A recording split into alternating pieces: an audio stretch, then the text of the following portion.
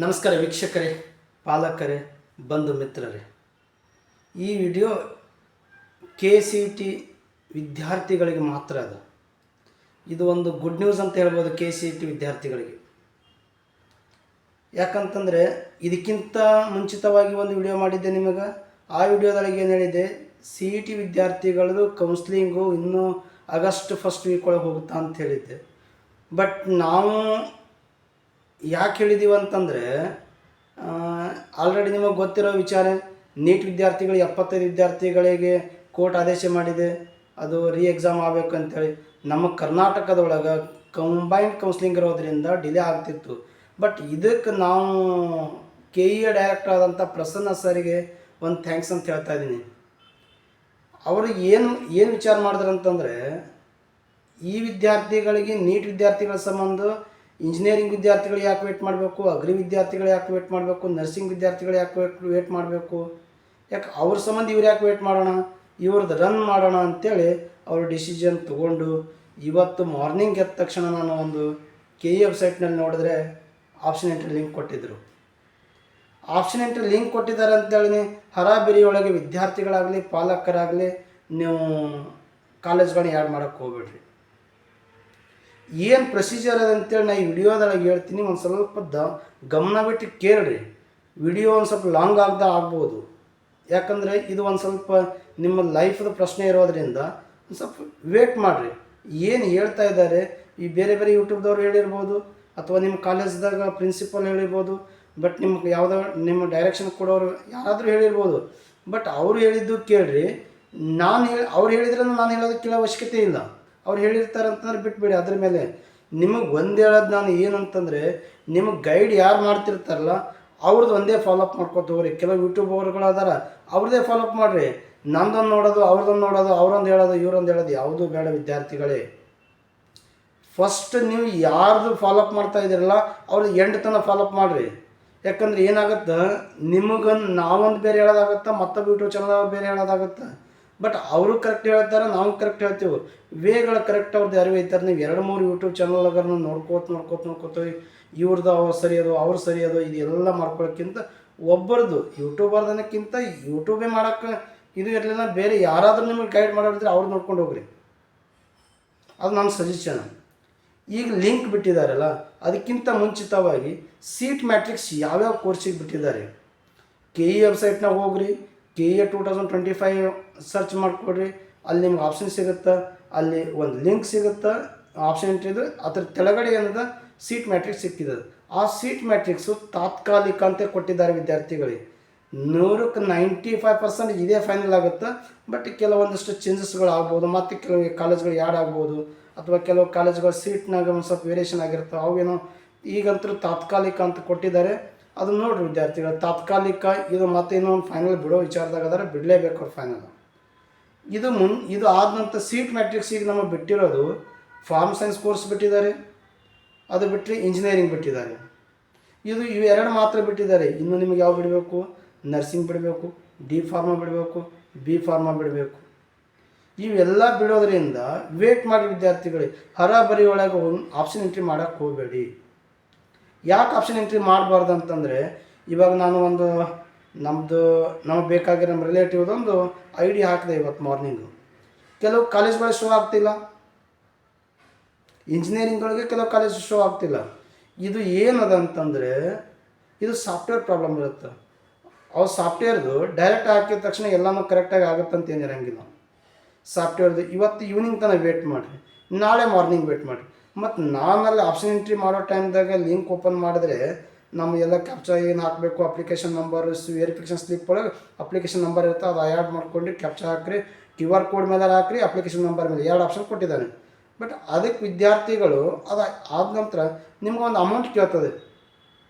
ನನ್ನ ಮಟ್ಟಿಗೆ 750 ರೂಪಾಯಿನೇ ಕೇಳ್ತಾ ಇದೆ ಆಲ್ಮೋಸ್ಟ್. ಇದು ಹೊಸದಾಗಿರೋದೊಂದು ಪ್ರೊಸೀಜರ್ ಇರೋದ್ರಿಂದ 750 ಅವರೇನೋ ನಿಮಗೆ KEದವ್ರು ಗೌರ್ಮೆಂಟ್ ಥ್ರೂದಿಂದ ಮಾಡಿದಾರೋ ಏನೋ ಗೊತ್ತಾಗ್ತಿಲ್ಲ.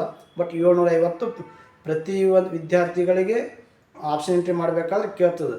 ಒಂದು ಸಲ ಪೇ ಮಾಡಿದ್ರೆ ನೀವು ಮತ್ತೇನು ಪೇ ಮಾಡೋ ಅವಶ್ಯಕತೆ ಇಲ್ಲ. ಇದು ಓನ್ಲಿ ನೀಟ್ ವಿದ್ಯಾರ್ಥಿಗಳಿಗಲ್ಲ, ಓನ್ಲಿ CET ವಿದ್ಯಾರ್ಥಿಗಳಿಗದ ತಿಳ್ಕೊಡ್ರಿ. ಮತ್ತು ನೀಟ್ ವಿದ್ಯಾರ್ಥಿಗಳು ನಮ್ಮದೇ ಆಪ್ಷನ್ ಎಂಟ್ರಿ ಇಲ್ಲ ಅಂತೇಳಿ ನಾನು ನೀಟ್ ವಿದ್ಯಾರ್ಥಿಗಳು ಹೇಳ್ತೀನಿ, ಇದೇ ವಿಡಿಯೋದಾಗ ಎಂಡಿಗೆ ಹೇಳ್ತೀನಿ. ಇದು ಆದ ತಕ್ಷಣ ಏನಾಗುತ್ತೆ, ಕಾಲೇಜ್ ಆಪ್ಷನ್ ಮಾಡ್ತೀರಿ, ಎಲ್ಲ ಕೊಡಿ ₹750 ಕೊಡ್ತೀರಿ, ಕಾಲೇಜ್ ಶೋ ಆಗ್ತಾಯಿಲ್ಲ, ಕೆಲವು ವಿದ್ಯಾರ್ಥಿಗಳು ಅದಕ್ಕೆ ನಾಳೆಗೆ ಹಾಕೋರಿ. ಮತ್ತು ಇನ್ನೊಂದು ಏನಾಗಿದೆ, ಈ ಆಪ್ಷನ್ ಎಂಟ್ರಿ ಬಿಟ್ಟು ವಿದ್ಯಾರ್ಥಿಗಳಿಗೆ ಅವರೊಂದು ಟೈಮ್ ಶೆಡ್ಯೂಲ್ ಅಂತ ಬಿಡಬೇಕಾಗಿತ್ತು KEದವರು, ಬಟ್ ಇನ್ನೂ ಬಿಟ್ಟಿಲ್ಲ. ವೇಟ್ ಮಾಡಿರಿ, ಈವ್ನಿಂಗ್ ತನಕ ಬರಬಹುದು ಅನ್ಕೋತೀವಿ. ಮತ್ತು ನಿಮಗೇನು ಹೇಳ್ತೀನಿ, ಆಪ್ಷನ್ ಎಂಟ್ರಿ ಹಾಕೋ ಟೈಮ್ದಾಗ ಲಾಸ್ಟ್ ಡೇಟ್ ಅಂತ ತೋರಿಸ್ತಾ ಇದೆ. ಆಪ್ಷನ್ ಎಂಟ್ರಿ ಯಾರು ಹೋಗಿದ್ರಿ ಗೊತ್ತಾಗುತ್ತೆ. ಆಪ್ಷನ್ ಎಂಟ್ರಿ 14ನೇ ತಾರೀಕಿಗೆ ಲಾಸ್ಟ್ ಡೇಟ್ ಅಂತ ಕೊಟ್ಟಿದ್ದಾನೆ. ಅದು ಟೆಂಟೇಟಿವ್, ತಾತ್ಕಾಲಿಕ. ಯಾಕಂತಂದರೆ ಇದು ತಾತ್ಕಾಲಿಕ ಯಾಕಾಗಿರ್ತದಂದರೆ, ಒಂದು ವೇಳೆ ಸರ್ವರ್ ಕರೆಕ್ಟ್ ಇತ್ತು, ಎಲ್ಲರೂ ಆಪ್ಷನ್ ಎಂಟ್ರಿ ಮಾಡಿದ್ರೆ ಇದೇ ಫೈನಲ್ ಆಗುತ್ತೆ. ಒಂದು ವೇಳೆ ಸರ್ವರ್ ಸಮಸ್ಯೆ ಇತ್ತು, ಮತ್ತೇನಾದರೂ ತೊಂದರೆಗಳಿದ್ದು, ಕೆಲವು ವಿದ್ಯಾರ್ಥಿಗಳು ಏನೋ ಆಪ್ಷನ್ ಹಾಕಿರಲಿಲ್ಲ, ಅಂಥ ವಿದ್ಯಾರ್ಥಿಗಳು ಏನಾದರೂ KEದವ್ರಿಗೆ ಮತ್ತೆ ಏನಾದರೂ ಅಪ್ರೋಚನೆ ಆದಿವು ಅಂತಂದರೆ ಡೇಟ್ ಎಕ್ಸ್ಟೆಂಡ್ ಮಾಡ್ತಾನೆ. ಮಿನಿಮಮ್ ಏನೂ ಆಗಿಲ್ಲ ಅಂದರೂ 4 ರಿಂದ 5 ದಿನ ಇಟ್ಟೇ ಇಡಬೇಕು. 14ನೇ ತಾರೀಕಿನ ತನಕ ಇವತ್ತಿನ್ನೂ 8, 9, 10, 11, 12 ಇನ್ನು ನಿಮಗೆ ಟೈಮ್ ಅದ. ವೇಟ್ ಮಾಡಿಕೊಡ್ರಿ. ಯಾಕಂದರೆ ಇವತ್ತು 9, 10, 11, 12, 13, 14, 5-6 ದಿನ ಟೈಮ್ ಇರೋದ್ರಿಂದ ವೇಟ್ ಮಾಡಿ. ಹರಬರಿ ಒಳಗೆ ಹಾಕೋಬೇಡ್ರಿ. ಮತ್ತು ಇವಾಗ ಸೀಟ್ ಮ್ಯಾಟ್ರಿಕ್ಸ್ ಕೊಟ್ಟಿರೋದು 2, ಇವು 2ಕ್ಕೆ ಹಾಕ್ತಾರೋ ಅಥವಾ ಬೇರೆ ಕೋರ್ಸ್ ಕೊಡ್ತಾರೋ ಇದು ಏನು ಇನ್ನೂ KEದವ್ರು ಹೇಳಿಲ್ಲ. ನಾವು ನರ್ಸಿಂಗ್ದಾಗ ಹಾಕಬೇಕಾಗ್ಯದ, ನಾನು ನರ್ಸಿಂಗ್ ವಿದ್ಯಾರ್ಥಿ, ನರ್ಸಿಂಗ್ ಹಾಕಬೇಕಾಗ್ಯದ, ನರ್ಸಿಂಗ್ ಕಾಲೇಜ್ ತೋರಿಸ್ತಾ ಇಲ್ಲ. ಸೀಟ್ ಮ್ಯಾಟ್ರಿಕ್ಸ್ ಬಿಟ್ಟು ನಂತರ ತೋರಿಸ್ತದೋ ಅಥವಾ ಸೀಟ್ ಮ್ಯಾಟ್ರಿಕ್ ಬಿಡೋಕ್ಕಿಂತ ಮುಂಚಿತವಾಗಿ ತೋರಿಸ್ತದೋ ಅಥವಾ ನಿಮಗೆ ಸೆಕೆಂಡ್ ರೌಂಡಿಗೆ ನೀಟ್ ಇದು ನರ್ಸಿಂಗ್ ವಿದ್ಯಾರ್ಥಿಗೆ ಸೆಕೆಂಡ್ ರೌಂಡಿಗೆ ಕೊಡ್ತಾನೋ ಇನ್ನೂ ಹೇಳಿಲ್ಲ. ಅದಕ್ಕೆ ವೇಟ್ ಮಾಡಿರಿ ವಿದ್ಯಾರ್ಥಿಗಳೇ. ಸುಮ್ಮನೆ ಹಾಕಿ ಎಲ್ಲರೂ ಹಾಕಿದ್ದಾರೆ ಅಂತ ಹಾಕೊಂಡು ಮತ್ತು ಇದಕ್ಕಿಂತ ಮುಂಚಿತವಾಗಿ ವಿದ್ಯಾರ್ಥಿಗಳು ಒಂದು ವರ್ಕ್ ಮಾಡಂತೇಳಿ ನಾನು ಆಲ್ರೆಡಿ ಹೇಳಿದ್ದೆ. ಅದು ಕೆಲವು ವಿದ್ಯಾರ್ಥಿಗಳು ಮಾಡಿಲ್ಲ. ಅದು ನಿಮ್ಮ ಬೇಜವಾಬ್ದಾರಿತನ ಕೆಲಸ ರೀ. ಯಾಕಂತ ಕೇಳ್ರಿ, ನಾ ಏನು ಹೇಳ್ತಾ ಇದ್ದೀನಿ ಮೊದಲ ವಿದ್ಯಾರ್ಥಿಗಳು ಗಮನವಿಟ್ಟು ಕೇಳ್ರಿ. ನೀವು ಕಾಲೇಜ್ ಯಾವ ಕೋರ್ಸಿಗೆ ಹೋಗ್ತೀರಿ, ಯಾವ ಕಾಲೇಜ್ಗೆ ಯಾವ ಕೋರ್ಸಿಗೆ ಹೋಗ್ತೀರಿ ಅದು ಲಿಸ್ಟ್ ಮಾಡಿ ಇಟ್ಕೊಳ್ರಿ ವಿದ್ಯಾರ್ಥಿಗಳೇ, ಪಾಲಕರೇ. ಸುಮ್ಮನೆ ಹರಾಬರಿ ಒಳಗೆ ಹೋಗಿಸಿದ ಕಾಲೇಜ್ ಯಾರು ಮಾಡಂತಂದ್ರೆ ನಿಮ್ಮ ಸತ್ರು ಕಾಲೇಜ್ ಸರಿಯಾಗಿ ಸಿಗೋಂಗಿಲ್ಲ. ನಿಮ್ಮ ಲೈಫೇ ಹಾಳು ಮಾಡ್ಕೋತೀರಿ, ವಿದ್ಯಾರ್ಥಿಗಳಾಗಲಿ ಪಾಲಕರಾಗಿದ್ದರೆ ನಿಮ್ಮ ಮಗುವಿನ ಲೈಫ್ ಹಾಳು ಮಾಡ್ತೀರಿ ನೀವು. ವಿದ್ಯಾರ್ಥಿ ನಿನ್ನ ಲೈಫ್ ನೀ ಹಾಳು ಮಾಡ್ಕೋತೀವಿ. ವಿದ್ಯಾರ್ಥಿಗಳೇ ಏನಾಗಬೇಕು, ಫಸ್ಟ್ ನಾವು ಯಾವ ಕೋರ್ಸಿಗೆ ಹೋಗ್ತಾ ಇದ್ದೀವಲ್ಲ ಆ ಕೋರ್ಸ್ ಲಿಸ್ಟ್ ಮಾಡಿಟ್ಕೊಳ್ರಿ. ನಿಮಗೆ ಯಾಕೆ ಕಾಲೇಜ್ ಕೋರ್ಸ್ಗಳು ಆಯ್ಕೆ ಮಾಡ್ಕೊಂತಂದಿನಂದರೆ, ನೀವು ಎಲ್ಲನೂ ನೆಟ್ ಸೆಂಟರ್ ಒಳಗೆ ನೀವು ಬರುತ್ತೆ ಕಾಲೇಜ್ ಹಾಕ್ಬೇಕಾದ್ರೆ ಒಂದು ಸೈಡ್ ರೈಟ್ ಸೈಡ್ ಅಥವಾ ಲೆಫ್ಟ್ ಸೈಡ್ ಒಂದು ಕಾಲೇಜ್ ಶೋ ಆಗ್ತಿರ್ತಾವೆ. ಅವು ನಿಮ್ಮ ನೆಟ್ ಸೆಂಟರ್ದಾಗ ಏನು ಮಾಡ್ತಾರೆ ಗೊತ್ತೇನ್ರಿ, ಅದ್ಲಿದೆ ಯಾವುದೋ ಒಂದು ಕಾಲೇಜ್ ತೊಗೊಂಡು ಕಾಪಿ ಪೇಸ್ಟ್ ಮಾಡ್ಕೊಂಡು ಹಾಕ್ಬಿಟ್ಟು ಕಳಿಸ್ಬಿಡ್ತಾರೆ. ಆಳೆಗೆ ಏನು ಮಾಡೋರು, ಬೇಕಾಬಿಟ್ಟು ಕಾಲೇಜ್ ಸಿಗ್ತಾವೆ. ಅದಕ್ಕೆ ಆ ರೀತಿ ಮಾಡಬೇಡ್ರಿ. ನೀವು ಯಾವ ಕಾಲೇಜ್ಗೆ ಯಾವ ಕೋರ್ಸಿಗೆ ಏನು ಮಾಡಬೇಕಾಗ್ಯದ ಅದು ಒಂದು ಲಿಸ್ಟ್ ಮಾಡಿಟ್ಕೊಳ್ರಿ. ಲಿಸ್ಟ್ ಮಾಡಬೇಕಾದ್ರೆ ವಿದ್ಯಾರ್ಥಿಗಳಲ್ಲಿ ಒಂದು ಗಮನವಿರಲಿ. ಏನು ಗಮನ ಅಂತಂದರೆ, ನನ್ನ ರ್ಯಾಂಕಿಂಗ್ ಎಷ್ಟದ ಅಷ್ಟರ ಮೇಲೆ ಕಾಲೇಜ್ ಆ್ಯಡ್ ಮಾಡ್ಕೊತ ಹೋಗ್ಬೇಕು. ನನ್ನ ಕಾಲೇಜ್ 1 ಲಕ್ಷ ಅದ, ನಾ ಇಂಜಿನಿಯರಿಂಗ್ ಎಷ್ಟು ಹಾಕಬೇಕು ಅದು ಡಿಪೆಂಡ್ ನಿಮ್ಮ ಮೇಲೆ ಆಗಬೇಕು. ಸುಮಾರು ಕಾಲೇಜ್ಗಳು ಆ್ಯಡ್ ಮಾಡಿಕೊಡ್ರಿ. ಈಗ ಪ್ರೊಸೀಜರ್ ಏನಾಗುತ್ತಾ ವಿದ್ಯಾರ್ಥಿಗಳಿಗೆ ಒಂದು ಸ್ವಲ್ಪ ಹೇಳ್ತೀನಿ ಕೇಳ್ರಿ. ಈಗ ಆಪ್ಷನ್ ಎಂಟ್ರಿ ಬಿಟ್ಟಿದ್ದಾರೆ, ಇವತ್ತೇ ಕಾಲೇಜ್ ಆಪ್ಷನ್ ಎಂಟ್ರಿ ಸ್ಟಾರ್ಟ್ ಮಾಡಿದ್ರಿ ಅಂತ ತಿಳ್ಕೊಳ್ರಿ. ನೀವು ವಿದ್ಯಾರ್ಥಿಗಳು ಇವತ್ತು ಕಾಲೇಜ್ ಆಪ್ಷನ್ ಎಂಟ್ರಿ ಮಾಡಿದ್ರೆ 14ನೇ ತಾರೀಕಿಗೆ ಲಾಸ್ಟ್ ಡೇಟ್ ಕೊಟ್ಟಿದ್ದಾರೆ. ಟೆಂಟೇಟಿವ್ ಪ್ರಕಾರ, ತಾತ್ಕಾಲಿಕ ಪ್ರಕಾರ 14ನೇ ತಾರೀಕಿಗೆ ಲಾಸ್ಟ್ ಅದು.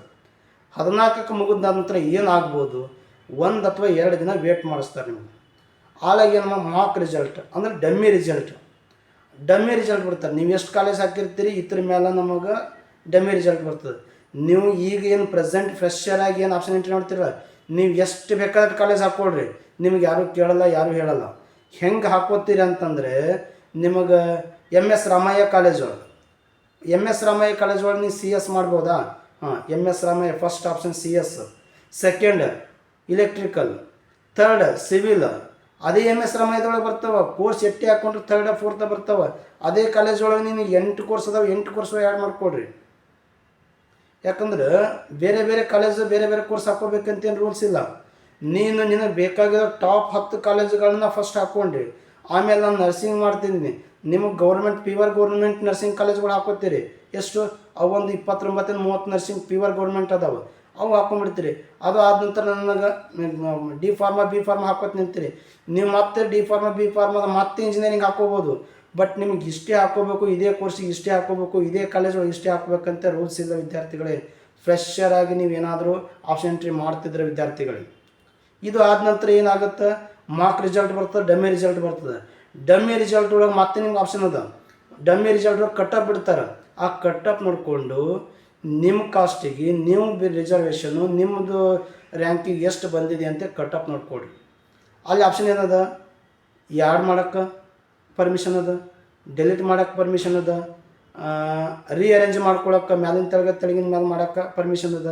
ಹೀಗಿರೋದರಿಂದ ಮಾರ್ಕ್ ರಿಸಲ್ಟ್ನ ನೀವು ಏನು ಮಾಡ್ತೀರಿ ಅದೇ ಫೈನಲ್. ಮತ್ತೆ ಫ್ರೆಶರ್ ಹಾಕ್ದಾಕರಾಗೂ ನೀವು ಫೈನಲ್ ಅಂತ ಹೇಳಿದ್ದೆವು, ಬಟ್ ಆದರೂ ಮತ್ತೆ ನಿಮ್ಗೊಂದು ಆಪ್ಷನ್ ಇಲ್ಲಿ ಕೊಡ್ತಾನೆ, ಮಾರ್ಕ್ ರಿಸಲ್ಟ್ ಡಮ್ಮಿ ರಿಸಲ್ಟ್ ಒಳಗೆ ಮತ್ತೆ ಕೊಟ್ಬಿಡ್ತಾನೆ.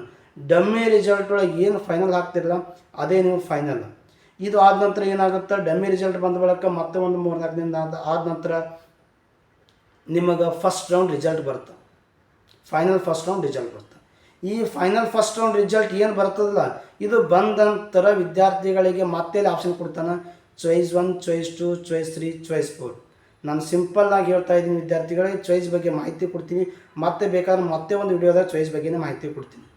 ಚಾಯ್ಸ್ 1 ವಿದ್ಯಾರ್ಥಿಗಳಿಗೆ ನನಗೆ ಈ ಸಿಕ್ಕ ಕಾಲೇಜ್ ನನಗೆ ಭಾಳ ಇಷ್ಟ ಅದ, ನಾನು ಈ ಕಾಲೇಜ್ಗೆ ಹೋಗ್ತೀನಿ, ನನಗೆ ಬೇಕಾಗಿರೋ ಕಾಲೇಜ್ ಸಿಕ್ಕಾದ್ರೆ ನಾನು ಹೋಗ್ತೀನಿ ಅನ್ನೋ ವಿದ್ಯಾರ್ಥಿಗಳು ಯಾರು ಇರ್ತಿರಲ್ಲ ಅಂಥ ವಿದ್ಯಾರ್ಥಿಗಳು ಚಾಯ್ಸ್ 1 ಮಾಡಿಕೊಡ್ರಿ. ಚಾಯ್ಸ್ 1 ಮಾಡಿಕೊಂಡು ನೀವು ಕಾಲೇಜಿಗೆ ಏನು ಡಾಕ್ಯುಮೆಂಟ್ಸ್ ಕೊಡಬೇಕು ಡಾಕ್ಯುಮೆಂಟ್ಸ್ ಕೊಟ್ಟು ಚಾಯ್ಸ್ 1 ಕೊಟ್ಟು ಅಮೌಂಟ್ ಕಟ್ಟಿ ನೀವು ಕಾಲೇಜ್ ಅಡ್ಮಿಷನ್ ಆಗ್ತೀವಿ. ಕೆಯಿಂದ ಎಕ್ಸಿಸ್ಟ್ ಆಗಿಬಿಡ್ತೀರಿ, ಮುಗಿತು ನಿಮ್ಮ ಪ್ರೊಸೀಜರ್. ಕೆಯಿಂದ ನಿಮಗೆ ಏನೂ ಬರಲ್ಲ, ನೀವು ಮುಗಿತು ಸೀದಾ ಕಾಲೇಜ್ಗೆ ಹೋಗ್ತೀರಿ, ಅಡ್ಮಿಷನ್ ಮಾಡ್ಕೋತೀರಿ, ನಿಮ್ದು ಎಷ್ಟು ಫೀ ಅದ ಅದು ಕಟ್ಕೊಂಡು ಹೋಗ್ಬಿಡ್ತೀರಿ. ಇನ್ನು ಚಾಯ್ಸ್ 2 ಏನು ಕೊಡ್ತಿರಲ್ಲ, ಚಾಯ್ಸ್ 2 ವಿದ್ಯಾರ್ಥಿಗಳಿಗೆ ಯಾರಿಗಂತಂದರೆ, ನನಗೆ ಈ ಕಾಲೇಜ್ ಸಿಕ್ಕಿದೆ ಓಕೆ, ಬಟ್ ನಾ ಇದಕ್ಕಿಂತ ಚೆನ್ನಾಗಿರೋ ಕಾಲೇಜ್ ಬೇಕು, ನನಗೆ ಸಿಕ್ಕಿರೋ ಕಾಲೇಜ್ ನನಗೆ 50% ತೃಪ್ತಿ ಅದ, ಇನ್ನೂ 50% ಇದಕ್ಕಿಂತ ಚೆನ್ನಾಗಿರೋ ಕಾಲೇಜ್ ಸಿಗುತ್ತನ್ನೋ ನಿಮಗೆ ಭರವಸೆ ಇತ್ತು ಅಂತಂದ್ರೆ ಮಾತ್ರ ಚಾಯ್ಸ್ 2 ಕೊಡ್ತೀರಿ. ನಮಗೆ ನೀಟ್ ಒಳಗೆ ಏನದ, ಚಾಯ್ಸ್ 2 ಕೊಟ್ಟ ಟೈಮ್ದಲ್ಲಿ ಪೇಮೆಂಟ್ ಮಾಡಬೇಕಾಗುತ್ತೆ. ಕೆ ಸಿ ಟಿ ಥ್ರೋದಿಂದ ಏನು ಹೋಗ್ತಿರಲ್ಲ, ಇಲ್ಲಿ ನಮಗೆ ಚಾಯ್ಸ್ 2 ಕೊಟ್ಟಾಗ ಪೇಮೆಂಟ್ ಮಾಡೋ ಅವಶ್ಯಕತೆ ಇಲ್ಲ. ನಮಗೆ ಚಾಯ್ಸ್ 2 ಕೊಡ್ತೀರಿ, ಅದು ನಿಮಗೆ ರಿಸರ್ವ್ ಇರುತ್ತೆ ಸೀಟು. ಸೆಕೆಂಡ್ ರೌಂಡಿಗೆ ಹೋಗ್ತೀರಿ, ಸೆಕೆಂಡ್ ರೌಂಡ್ ಒಳಗೆ ಯಾವುದೋ ಕಾಲೇಜ್ ಸಿಕ್ಕರೆ ಆ ಕಾಲೇಜ್ ಅಡ್ಮಿಷನ್ ಮಾಡ್ಕೋಬೇಕಾಗುತ್ತೆ, ಯಾವುದೋ ಕಾಲೇಜ್ ಸಿಕ್ಕರೆ ಈ ಸಿಕ್ಕಿರೋ ಕಾಲೇಜ್ಗೆ ಅಡ್ಮಿಷನ್ ಹೋಗಿ ಮಾಡ್ಕೋಬೇಕಾಗುತ್ತೆ. ಇದು ಚಾಯ್ಸ್ 2 ವಿದ್ಯಾರ್ಥಿಗಳಿಗೆ. ಚಾಯ್ಸ್ 3 ವಿದ್ಯಾರ್ಥಿಗಳಿಗೆ ನಾನು ಆಪ್ಷನ್ ಎಂಟ್ರಿ ಹಾಕೋ ಟೈಮಲ್ಲೇ ತಪ್ಪು ಮಾಡಿರ್ತೀನಿ, ಅಂದರೆ ನನಗೆ ಬೇಡವಾದ ಕಾಲೇಜ್ ಸುಮ್ಮನೆ ಹಂಗೋ ಹೋಗಿ ಕಾಲೇಜ್ ಯಾರು ಮಾಡಿಬಿಟ್ಟಿರ್ತೀನಿ. ಆ ಕಾಲೇಜ್ ನಮಗೆ ಅಲೌಟ್ ಫಸ್ಟ್ ರೌಂಡ್ ಒಳಗೆ ಆಗಿತ್ತು ಅಂತಂದರೆ, ಆ ಕಾಲೇಜ್ ನನಗೆ ಬೇಡಾಗಿತ್ತಂದ್ರೆ ಆಪ್ಷನ್ 3 ಮಾಡಿದ್ರೆ ಸಿಕ್ಕಿರೋ ಕಾಲೇಜ್ ಡೆಲಿಟ್ ಆಗುತ್ತವೆ, ಎಲ್ಲ ಕಾಲೇಜ್ ಉಳಿತಾವೆ. ನಾ ಹೇಳಿದ ಅರ್ಥ ಆಯ್ತಾ? ಚಾಯ್ಸ್ 3 ಕೊಟ್ಟರೆ ಸಿಕ್ಕಿರೋ ಕಾಲೇಜ್ ಡೆಲಿಟ್ ಆಗುತ್ತಾ, ಚಾಯ್ಸ್ 3 ಕೊಟ್ಟು ಸಿಕ್ಕಿರೋ ಕಾಲೇಜ್ ಡೆಲಿಟ್ ಆಗುತ್ತಾ, ಉಳಿದ್ರೆ ಎಲ್ಲ ಕಾಲೇಜ್ಗಳು ಶೋ ಆಗ್ತವೆ. ಚಾಯ್ಸ್ 4 ಯಾವ ವಿದ್ಯಾರ್ಥಿಗಳು ಮಾಡ್ಬೋದು ಅಂತಂದರೆ, ನನಗೆ ಈ KES ಅವರ್ಸ್ ಬೇಡ, KE ಥ್ರೂ ನನಗೆ ಯಾವುದೇ ಅಡ್ಮಿಷನ್ ಬೇಡ, ನಾನು 1 ವರ್ಷ ಲಾಂಗ್ ಟರ್ಮ್ ಹೋಗ್ಬೋದು, ಅಥವಾ ನಾನು ಪೇಮೆಂಟ್ ಸೀಟ್ ಮಾಡ್ಬೋದು, ಅಥವಾ ನಾನು ಕಾಮನ್ ಯಾವುದೋ ಡಿಗ್ರಿ ಮಾಡ್ಬೋದು, ನನಗೆ KCET ಥ್ರೋದಿಂದ ಯಾವುದೂ ನನಗೆ ಅಡ್ಮಿಷನ್ನೇ ಬೇಡ ಅನ್ನೋದಿದ್ರೆ ಚಾಯ್ಸ್ 4 ಕೊಟ್ಟರೆ ಡೈರೆಕ್ಟ್ ನೀವು ಎಕ್ಸಿಸ್ಟ್ ಆಗಿಬಿಡ್ತೀವಿ. ಇದು choice 1, choice 2, choice 3, choice 4. Choice 1 ಕೊಟ್ಟವ್ರು ಅಡ್ಮಿಷನ್ ಮಾಡ್ಕೋತೀರಿ, ಚಾಯ್ಸ್ 1 ಕೊಟ್ಟು ಅಡ್ಮಿಷನ್ ಮಾಡಿಕೊಂಡು KEಯಿಂದ ಎಕ್ಸಿಸ್ಟ್ ಆಗ್ತೀರಿ. ಚಾಯ್ಸ್ 4 ಕೊಟ್ಟು ನನಗೆ KE ಬೇಡ ಅಂತ ಎಕ್ಸಿಸ್ಟ್ ಆಗ್ತೀರಿ. ಚಾಯ್ಸ್ 3 ಕೊಟ್ಟು ವಿದ್ಯಾರ್ಥಿಗಳು ಸಿಕ್ಕಿರೋ ಕಾಲೇಜನ್ನ ಬೇಡ ಅಂತೇಳಿ ರಿಮೂವ್ ಮಾಡಿಕೊಂಡು ಉಳಿಕಿದ ಕಾಲೇಜ್ ಸಿಗ್ತಾವೆ. ಚಾಯ್ಸ್ 2 ಕೊಟ್ಟು ವಿದ್ಯಾರ್ಥಿಗಳೇನದಲ್ಲ, ನೀವು ಚಾಯ್ಸ್ 2 ಕೊಟ್ಟು ವಿದ್ಯಾರ್ಥಿಗಳೇ, ನೀವು ಸಪೋಸ್ ಚಾಯ್ಸ್ 2 ಯಾರು ವಿದ್ಯಾರ್ಥಿಗಳು ಕೊಡ್ತಿರಲ್ಲ, ಇಲ್ಲಿ ಒಂದು ಗಮನವಿರಲಿ ವಿದ್ಯಾರ್ಥಿಗಳಿಗೆ.